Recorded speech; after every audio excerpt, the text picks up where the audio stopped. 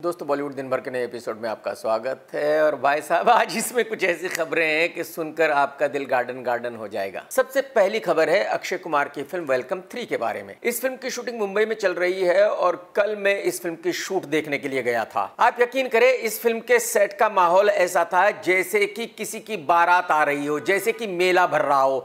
इतने ज्यादा लोग थे क्योंकि इस फिल्म में तकरीबन 40 एक्टर्स हैं, तो उनके स्टाफ, फिर यूनिट के लोग और रोजाना बहुत सारे लोग बाहर से आते हैं शूटिंग देखने के लिए। तो मतलब एक मेले का माहौल था। काफी वक्त के बाद इस फिल्म में तुषार कपूर भी काम कर रहा है, तो जितेंद्र कपूर साहब भी वहां आए थे। मेरी उनसे भी मुलाकात हुई और बहुत बढ़िया मुलाकात रही यार। राजपाल यादव और जॉनी लीवर साहब भी वहां थे और मेरी इनसे जब भी मुलाकात होती है मजा आ जाता है। जॉनी भाई इतने प्यार से बात करते हैं ना, और राजपाल भाई तो मतलब हंसा हंसा के लोटपोट कर देते हैं। संजू भाई से मुलाकात हुई, अक्षय भाई से मुलाकात हुई और रवीना टंडन जी से भी मुलाकात हुई। रवीना टंडन जी ने जैसे ही मुझे देखा उन्होंने मुझसे पूछा कि आपने अपने वीडियो में मेरे बारे में ऐसा क्यों कहा है। और मैं हैरान था, परेशान था।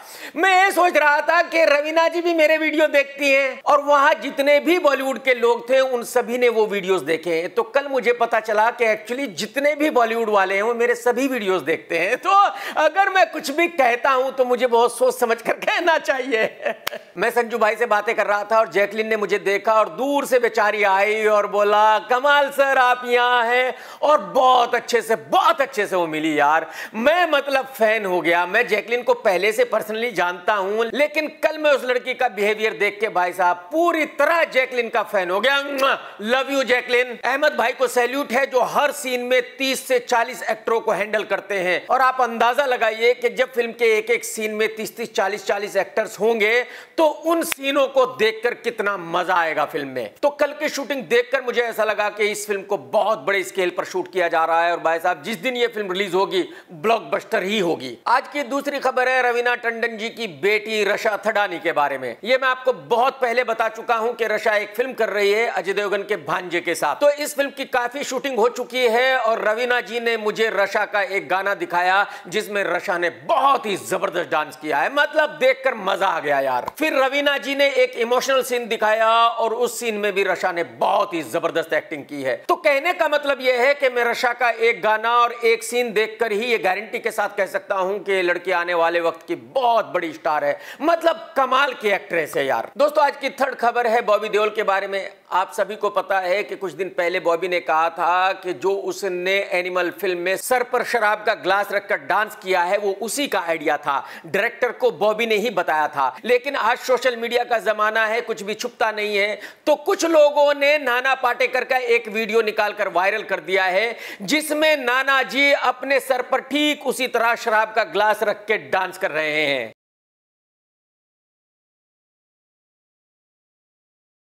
और नाना के साथ मरहूम राजकुमार साहब भी डांस कर रहे हैं। तो इसका मतलब यह हुआ कि जो बॉबी देओल ने कहा वो बिल्कुल झूठ था, ये बॉबी का आइडिया नहीं था। बल्कि मुझे लगता है कि बॉबी को भी नाना की वो फिल्म याद थी, नाना का वो सीन याद था। और अगर बॉबी ने डायरेक्टर को ऐसा कोई सजेशन दिया था तो बॉबी ने उस सीन की कॉपी की थी। तो कहने का मतलब यह हुआ कि बॉबी ने नाना पाटेकर की कॉपी की और उसके बावजूद भी अपनी खुद की वाहवाही करते थक नहीं रहा है। दोस्तों आज की चौथी खबर है श्रेयास तलपड़े के बारे में। इस लड़के की उम्र सिर्फ 47 साल है और इसको हार्ट अटैक आ गया था 2 दिन पहले। तलपड़े भी वेलकम 3 में है, लेकिन क्योंकि वो बीमार है इसलिए कल वो शूट पर नहीं था। बताया जा रहा है कि 10 मिनट तक तलपड़े का हार्ट काम नहीं कर रहा था। उसके बाद उसको शॉक दिया गया और फिर से उसके हार्ट को चालू किया गया। यानी कि एक तरह से कहा जा सकता है कि तलपड़े मौत के मुंह से बचकर वापस आया है। ऊपर वाला करे कि तलपड़े जल्दी ही सेहतयाब हो जाए, अल्लाह उसको सलामत रखे। दोस्तों आज की 5th खबर है ऐश्वर्या राय और अभिषेक बच्चन के बारे में। आप सभी जानते हैं कि पिछले कई महीनों से मीडिया के लोग पागल हुए पड़े हैं। मीडिया के लोग कुछ ना कुछ ऊल जलूल हरकत करते रहते हैं, कोई ना कोई झूठी खबर इन दोनों के बारे में बनाते रहते हैं। आज ये हो गया, आज वो हो गया, आज यहां झगड़ा हुआ, आज वहां झगड़ा हुआ, जबकि इन खबरों में कुछ भी सच्चाई नहीं है। सारी खबरें सरासर झूठ हैं। और इसका सबूत वो वायरल वीडियो है जिसमें अभी और ऐश साथ में डांस कर रहे हैं। कल आराध्या के स्कूल में एनुअल डे था और उसमें अभी और ऐश दोनों गए थे। अमित जी भी वहां मौजूद थे और उसी स्कूल में शाहरुख का बच्चा भी पढ़ता है, तो शाहरुख साहब भी वहीं थे। इस एनुअल डे में इन सभी ने जमकर डांस किया, खूब मौज मस्ती की। इससे साफ होता है कि जो मीडिया के लोग अभी और ऐश के बारे में गलत खबरें फैला रहे हैं वो बिल्कुल झूठ है। दोस्तों, आज की 6th खबर भी ऐश्वर्या राय जी के ही बारे में है। आप सभी को पता है कि आज की तारीख में एक ऐप आया है डीप फेक, और कुछ घटिया लोग इस ऐप का गलत इस्तेमाल कर रहे हैं। इससे पहले कुछ लोग इस ऐप के द्वारा गलत वीडियोस बनाकर वायरल कर चुके हैं, जैसे कि रश्मिका का वीडियो वायरल हुआ, काजोल का वीडियो वायरल हुआ, प्रियंका चोपड़ा का वीडियो वायरल हुआ। ठीक उसी तरह अब ऐश्वर्या जी का एक वीडियो वायरल है, लेकिन यह ऐश्वर्या का रियल वीडियो नहीं है, बल्कि डीप फेक से झूठा वीडियो बनाया गया है। मेरे ख्याल में पुलिस को ऐसे लोगों के खिलाफ सख्त से सख्त कार्रवाई करनी चाहिए। दोस्तों, आज की 7th खबर भी बॉबी देओल के बारे में है। आप सभी को पता है कि जब से फिल्म एनिमल रिलीज हुई है तब से बॉबी देओल भाई साहब अपने आप को सुपरस्टार मान बैठे हैं। वो जब देखो जहां देखो इस फिल्म के बारे में बात कर रहे हैं, इंटरव्यू दे रहे हैं, बता रहे हैं कि मैंने ये कर दिया, मैंने वो कर दिया, मैं इतना बड़ा स्टार बन गया, मैं उतना बड़ा स्टार बन गया। और अब बॉबी ने एक ऐसी हरकत की है जो इससे पहले सन्नी देओल भी कर चुके हैं, और यह हरकत देखकर लोग भड़क उठे हैं। एक्चुअली बॉबी देओल एयरपोर्ट पर जा रहा था और उसी वक्त एक कोई फैन उनके पास आया फोटो निकालने के लिए, तो बॉबी ने उसको धक्का मारकर दूर कर दिया। और यह देखकर लोग कह रहे हैं कि भाई साहब, एनिमल में तुम्हारे सिर्फ 3 सीन थे और तुम अपने आप को इतना बड़ा स्टार समझने लगे हो कि अपने चाहने वालों को धक्के दे रहे हो। और मैं ये बात आप लोगों को काफी दफा बता चुका हूं, लेकिन आप लोग मेरा यकीन करते नहीं है। मैं आप लोगों को बता चुका हूं कि जो बॉलीवुड के लोग हैं वो देओल फैमिली के लोगों के साथ काम नहीं करना चाहते। उसकी वजह यह है कि इनकी जो एटीट्यूड है वो बहुत ही ज्यादा खराब है। ये किसी को भी अपने सामने कुछ नहीं समझते, ये सब लोगों को परेशान करते हैं। और यही वजह है कि जो बड़े फिल्म मेकर्स हैं, जैसे कि आदित्य चोपड़ा या करण जौहर या साजिद नडियाडवाला, ऐसे बड़े फिल्म मेकर्स इनके साथ काम नहीं करते। मुझे ऐसा लगता है कि देओल फैमिली के लोगों को यह सोचना चाहिए कि आज के वक्त में ना कोई बड़ा है ना कोई छोटा है, सब बराबर हैं, और आज के वक्त में किसी को भी ऐसे एटीट्यूड दिखाना ठीक नहीं है। दोस्तों, आज की 8वीं खबर है एनिमल के डायरेक्टर संदीप के बारे में। जब से फिल्म एनिमल इतनी बड़ी हिट हुई है तब से सब लोग यही बात कर रहे हैं कि भाई संदीप की अगली फिल्म कौन सी होगी, और अब ये बिल्कुल क्लियर हो गया है कि संदीप की अगली फिल्म प्रभास के साथ होगी, जिसका नाम होगा स्प्रिट। ये ओरिजिनल फिल्म तेलुगु भाषा में बनेगी, लेकिन तकरीबन 5 या 6 भाषाओं में डब होकर रिलीज होगी, यानी कि ये एक पैन इंडिया फिल्म होगी। बहुत से लोग ये भी कह रहे हैं कि अगर प्रभास की फिल्म सलार फ्लॉप हो गई तो शायद संदीप प्रभास के साथ काम नहीं करेगा, लेकिन मैं गारंटी के साथ कह सकता हूं कि सलार कितनी भी बड़ी फ्लॉप हो जाए, संदीप फिर भी प्रभास के साथ काम करेगा। उसकी वजह यह है कि संदीप बहुत ही कॉन्फिडेंट डायरेक्टर है। संदीप को इससे बिल्कुल फर्क नहीं पड़ता कि प्रभास की कितनी फिल्में हिट हुई है या कितनी फ्लॉप हुई है। संदीप को पता है कि वो क्या फिल्म बनाने वाला है, और संदीप अच्छी तरह जानता है कि जब वो प्रभास के साथ फिल्म बनाएगा तो वो फिल्म ब्लॉकबस्टर ही होगी। दोस्तों, आज की 9th खबर है सन्नी देओल साहब के बारे में, जिनकी फिल्म गदर 2 बहुत बड़ी हिट हो चुकी है। अब सन्नी देओल ने फिल्म एनिमल देख ली है और उन्होंने इस फिल्म का रिव्यू दिया है। सन्नी देओल ने कहा है कि मैंने ये फिल्म देखी है, बढ़िया फिल्म है, फिल्म में बहुत सारी कमियां हैं जो मुझे पसंद नहीं आई, लेकिन वो हर फिल्म के साथ होता है, कुछ चीजें अच्छी होती है, कुछ अच्छी नहीं होती। तो इस फिल्म में भी कुछ ऐसी चीजें हैं जो मुझे पसंद नहीं आई, लेकिन बाकी चीजें बहुत अच्छी है। दोस्तों, आज की 10वीं खबर है आमिर खान के बारे में। आप सभी को पता है कि जब से आमिर खान की फिल्म लाल सिंह चड्ढा फ्लॉप हुई है तब से आमिर की हिम्मत नहीं हो रही है कोई भी फिल्म करने की। एक कोई फिल्म है चैंपियन, जिसका रीमेक आमिर खान बनाना चाहते हैं, लेकिन आमिर खान उसमें खुद काम नहीं करना चाहते। इसकी वजह यह है कि आमिर खान को खुद भी नहीं पता कि वो फिल्म चलेगी या नहीं चलेगी, और यही वजह है कि इस फिल्म को लेकर आमिर बॉलीवुड के सभी एक्टरों के पास गए, लेकिन किसी ने भी इस फिल्म को करने के लिए हामी नहीं भरी। सबसे आखिर में आमिर इस फिल्म को लेकर गए थे फरहान अख्तर के पास। फरहान अख्तर ने इस फिल्म को करने के लिए हामी भर दी थी, लेकिन अब बताया जा रहा है कि फरहान ने भी इस फिल्म को करने से मना कर दिया है, और आमिर खान ने इस फिल्म को हमेशा के लिए डब्बे में बंद कर दिया है। अब यह फिल्म कभी नहीं बनेगी। मेरे ख्याल में आमिर भाई ये बिल्कुल सही किया है आपने, क्योंकि मैं गारंटी के साथ कह सकता हूं भाई साहब कि ये फिल्म सुपर डुपर डिजास्टर ही होने वाली थी, तो आप एक तरह से बच गए। दोस्तों, आज की 11वीं खबर है प्रीति जिंटा के बारे में। सोशल मीडिया पर प्रीति जिंटा का नया नाम वायरल हो रहा है, प्रीतम सिंह जिंटा, और इससे दुखी होकर प्रीति जिंटा ने एक वीडियो रिलीज किया है। उसमें कहा है कि भाई मेरा नाम प्रीति जिंटा ही है, मेरा नाम प्रीतम सिंह जिंटा नहीं है। तो मेरा ये नाम किसने चालू किया, क्यों चालू किया, मुझे नहीं पता, लेकिन मैं आप लोगों से रिक्वेस्ट करती हूं कि इस नाम को आप और वायरल ना करें, क्योंकि मेरा नाम प्रीति जिंटा है। प्रीति जी, आपका कुछ भी नाम हो, किसी को क्या लेना देना है और किसी को क्या फर्क पड़ता है कि मेरा नाम प्रीति जिंटा रखा गया है। उससे पहले मेरा नाम था प्रीतम सिंह जिंटा। तो मैं ये कहने के लिए यहाँ आई हूँ कि मेरा नाम कभी भी प्रीतम सिंह जिंटा नहीं था। आपका नाम प्रीति हो, प्रीता हो, प्रीतम सिंह जिंटा हो या कुछ और हो, आप यकीन जानिए मैडम, किसी को कोई फर्क नहीं पड़ता। मैडम जी, आपको आज की जनरेशन जानती ही नहीं है, तो उनको क्या फर्क पड़ता है कि आपका क्या नाम है? आप क्यों परेशान हो रही हो फालतू में? कोई जरूरत नहीं है, आप यकीन करो। दोस्तों, आज की 12वीं खबर है बॉलीवुड के टॉप सिंगर विशाल मिश्रा के बारे में। आप सभी जानते हैं कि फिल्म RRR का वो गाना विशाल मिश्रा ने ही गाया था जिसको ऑस्कर मिला था, और अब विशाल का वो गाना जो उसने एनिमल में गाया है इंडिया में नंबर 1 पोजीशन पर चल रहा है और पूरी दुनिया में 40वें नंबर पर है। ये गाना है पहले भी मैं तुमसे मिला हूं। अगर आपने अभी तक नहीं सुना तो जरूर सुनिए, मजा आ जाएगा भाई साहब। और जो अक्षय कुमार टाइगर की फिल्म छोटे मियां बड़े मियां रिलीज होने वाली है, उसका म्यूजिक भी विशाल मिश्रा ने दिया है। तो यानी कि ये गारंटी हो गई कि भाई साहब उस फिल्म का म्यूजिक भी ब्लॉकबस्टर होना ही होना है। विशाल मिश्रा यूपी के रहने वाले हैं, बहुत ही टैलेंटेड है, और विशाल भाई को मेरी बहुत बहुत शुभकामनाएं कि वो यूपी का इस तरह से नाम रोशन कर रहे हैं। दोस्तों, आज की 13th खबर है अनुपम खेर साहब की वाइफ के बारे में। आप सभी जानते हैं कि किरण खेर चंडीगढ़ से MP है, और किरण जी ने चंडीगढ़ के ही एक बिजनेसमैन चैतन्या को 8 करोड़ रुपए दिए थे इन्वेस्ट करने के लिए। चैतन्या ने किरण जी को बताया होगा कि भाई महीने में इतना प्रॉफिट होगा, और वो प्रॉफिट किरण जी को बहुत अच्छा लगा होगा। यही वजह होगी कि किरण जी ने उनको 8 करोड़ रुपए दे दिए। लेकिन अब प्रॉब्लम यह है कि चैतन्या वो 8 करोड़ रुपए किरण जी को लौटाने के लिए तैयार नहीं है, उनके पास पैसे है नहीं। तो खबरों के मुताबिक किरण जी ने उनको धमकी दी, उनसे कहा कि भाई साहब आपकी जान भी जा सकती है, या तो आप मेरे पैसे लौटा दें। और चैतन्या ने ऑफिशियली किरण खेर के खिलाफ कंप्लेन की,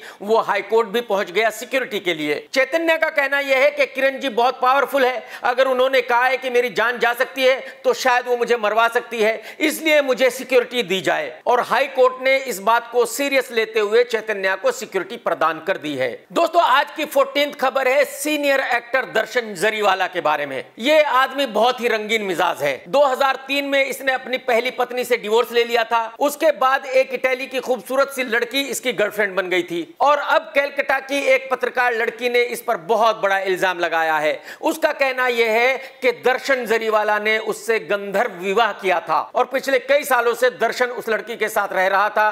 दर्शन ने उस लड़की को प्रेग्नेंट कर दिया है, अब वो लड़की एक बच्चे की मां बनने वाली है। अब आप कहेंगे कि भाई ये गंधर्व विवाह क्या है? एक्चुअली ये विवाह ऐसा होता है कि इसमें फेरे नहीं लिए जाते, कोर्ट में लीगली शादी नहीं की जाती। तो एक तरह से ये कह सकते हैं कि ये वही है जैसे कि एक लड़का और एक लड़की बिना विवाह के साथ में रहने लगते हैं। आप यकीन करें, मैंने कभी ये सपने में भी नहीं सोचा था कि दर्शन जरीवाला साहब इतने रोमांटिक आदमी होंगे। आप उनकी शक्ल देखिए, कितनी मासूमियत भरी शक्ल है, लेकिन कमाल कर रहा है ये बंदा यार। मतलब कैसे कैसे गुल खिला रहा है भाई। अरे गुरुजी, कुछ तो मर्यादा रखिए।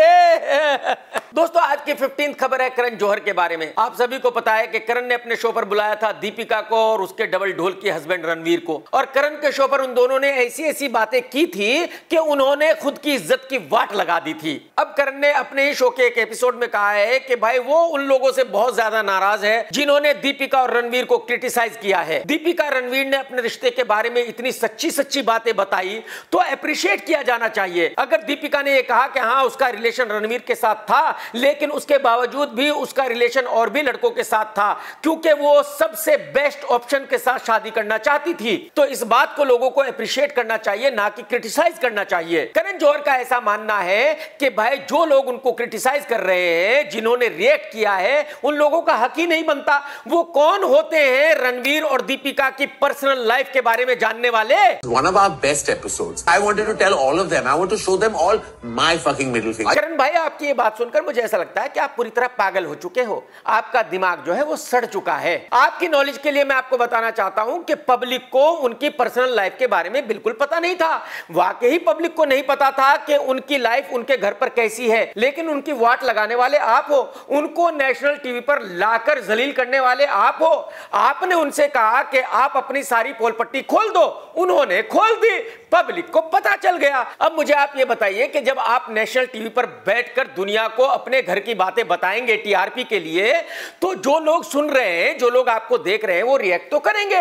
वो आपके नौकर तो है नहीं कि बस वो आपका शो देखेंगे और जो आप कहेंगे उसको सच मानेंगे और जो आप कहेंगे उसको अप्रिशिएट करेंगे। आपने उन दोनों को नेशनल टीवी पर नंगा करके उनको जलील किया है, उनकी वाट लगाई है, तो जाहिर सी बात है लोगों ने जो सुना है, लोग तो उसके बारे में रिएक्ट करेंगे ना, लोग तो अपनी राय देंगे ना। भाई आपने अपनी टीआरपी कमा ली और अब आप कह रहे हैं कि भाई जो लोग भी दीपिका और रणवीर को क्रिटिसाइज कर रहे हैं, जो लोग भी उनके बारे में बातें कर रहे हैं, जो लोग भी उनके बारे में गलत सलत कह रहे हैं, आप उनसे बहुत नाराज हो और उन सभी को आप अपनी ये मिडिल फिंगर दिखाते हो। लेकिन भाई साहब, आपकी इस मिडिल फिंगर का मतलब क्या है? कुछ भी नहीं है। आप तो नेशनल टीवी पर खुद ही कह चुके हो कि आपकी कौन सी पोजीशन है और अब तो आपका पड़ा पड़ा सोता है। अब तो मेरा खड़ा खड़ा सोता है, क्या करूं हाय कुछ नहीं होता है। तो भाई साहब, जब आपके पास ये है ही नहीं तो दिखा के क्या फायदा है, ये तो बताओ आप भाई।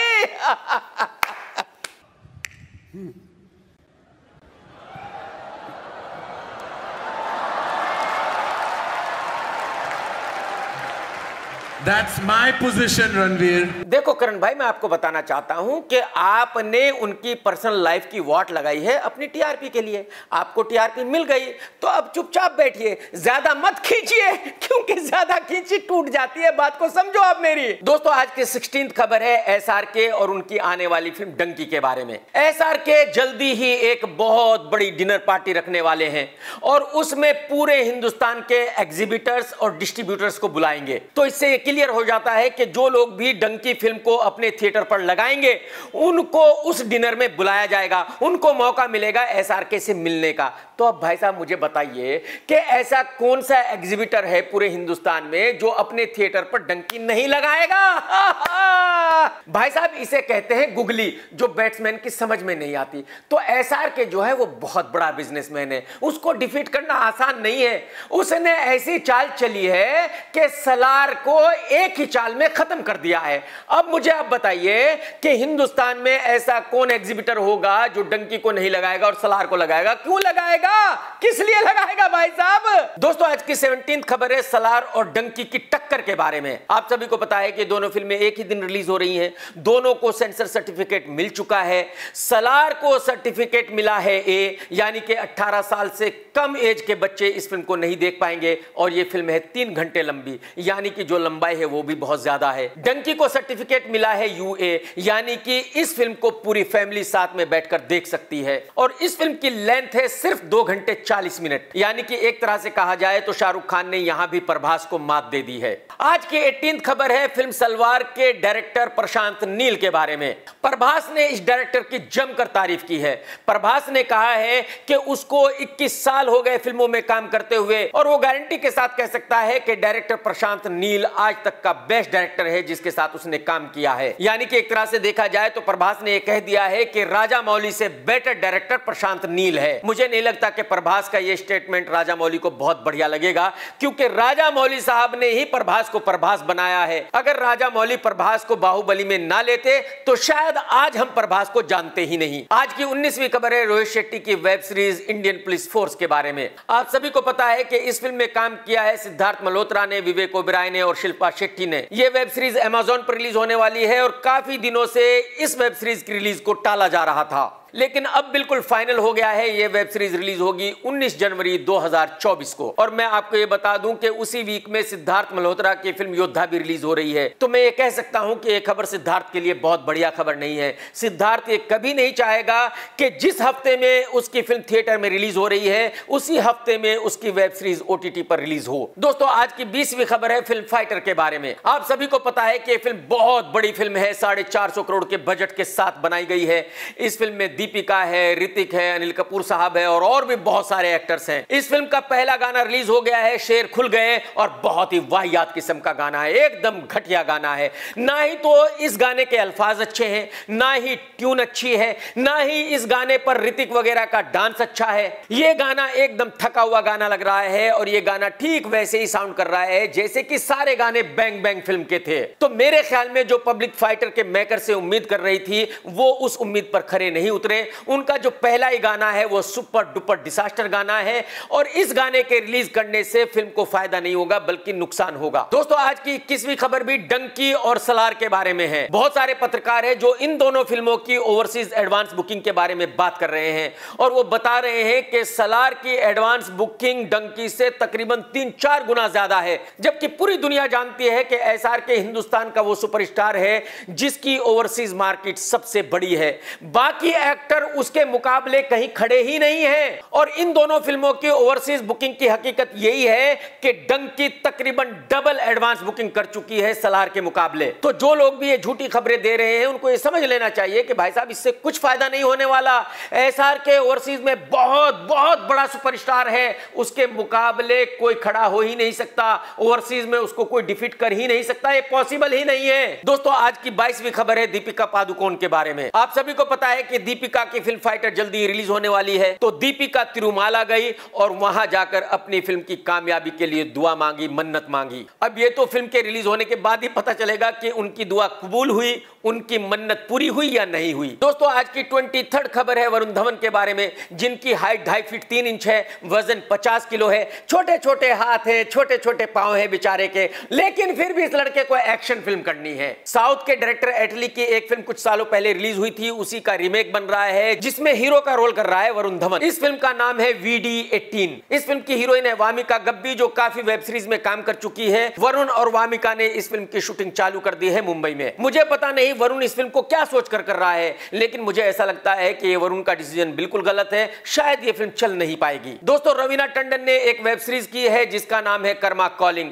और ये वेब सीरीज 2024 में 26 जनवरी के दिन रिलीज होगी। इस वेब सीरीज में रवीना मेन लीड में है और रवीना को इस वेब सीरीज से बहुत सारी उम्मीदें हैं। दोस्तों आप सभी को पता है कि अगले साल जनवरी में राम मंदिर का उद्घाटन होने वाला है, और इस उद्घाटन में शामिल होने के लिए हिंदुस्तान के बहुत सारे लोगों को इनवाइट किया गया है। उनमें से कुछ नाम है जैसे कि अमिताभ बच्चन साहब, अक्षय कुमार, आमिर खान, रजनीकांत साहब, रोहित शेट्टी, राजकुमार हिरानी, ऋषभ शेट्टी, SLB वगैरह वगैरह। लेकिन कमाल यह है कि अब तक कंगना दीदी को इनवाइट नहीं किया गया है। देखो भाई, आप जो लोग भी उद्घाटन का अरेंजमेंट कर रहे हैं, मैं आप लोगों से कहना चाहता हूं कि कंगना दीदी को आपको इनवाइट करना ही पड़ेगा। अगर कंगना दीदी को आपने इनवाइट ना किया तो बहुत भारी प्रॉब्लम हो जाएगी, बात को समझो आप। दोस्तों आज की 26th खबर है अगस्त्या के बारे में। आप सभी जानते हैं अगस्त्या ने अपने करियर की शुरुआत की है द आर्चीज फिल्म से। कुछ लोगों को ये फिल्म अच्छी लगी, कुछ लोगों को बुरी लगी। हर फिल्म के साथ ये होता है, किसी को अच्छी लगती है, किसी को बुरी लगती है। अब अगस्त्या के साथ डायरेक्टर श्रीराम राघवन एक फिल्म बना रहे हैं जिसका नाम है 21, और इस फिल्म की शूटिंग अगले साल जनवरी में चालू हो जाएगी। यानी कि ये कहा जा सकता है कि अगस्त्या का कैरियर बॉलीवुड में स्टार्ट हो गया है। आज की 27th खबर है खतरनाक दिखने वाले मनोज के बारे में। 11 जनवरी 2024 को इस भाई की एक और फिल्म नेटफ्लिक्स पर रिलीज होने वाली है जिसका नाम है किलर सूप। और आप यकीन करो भाई साहब, इस फिल्म को इस भाई का ड्राइवर, नाई, कसाई, धोबी भी नहीं देखेगा, बाकी की तो बात ही छोड़ दीजिए। अब आप अंदाजा लगाइए कि जो ये OTT प्लेटफॉर्म्स हैं, इनको बॉलीवुड वालों ने कैसे लूटा है। दोस्तों आज की 28वीं खबर है सिद्धार्थ मल्होत्रा के बारे में। सिड ने निर्माता दिनेश विजन की फिल्म करने के लिए हामी भर दी है। यह फिल्म एक थ्रिलर होगी और इसमें हीरोइन होगी जानवी कपूर। सिद्धार्थ और जानवी की जोड़ी जबरदस्त है, फिल्म का क्या होगा मैं कह नहीं सकता। दोस्तों अगर आपने अब तक मेरा चैनल सब्सक्राइब नहीं किया तो कर लो, घंटी नहीं दबाई तो जरूर दबा दो। और भाई साहब अगर आपने वीडियो देखा है तो लाइक करना बिल्कुल मत भूलना, और कमेंट्स करके जरूर बताना कि आज का एपिसोड आपको कैसा लगा। टेक केयर दोस्तों, tata bye bye, love you, जय हिंद, वंदे मातरम। सत्यमेव जयते।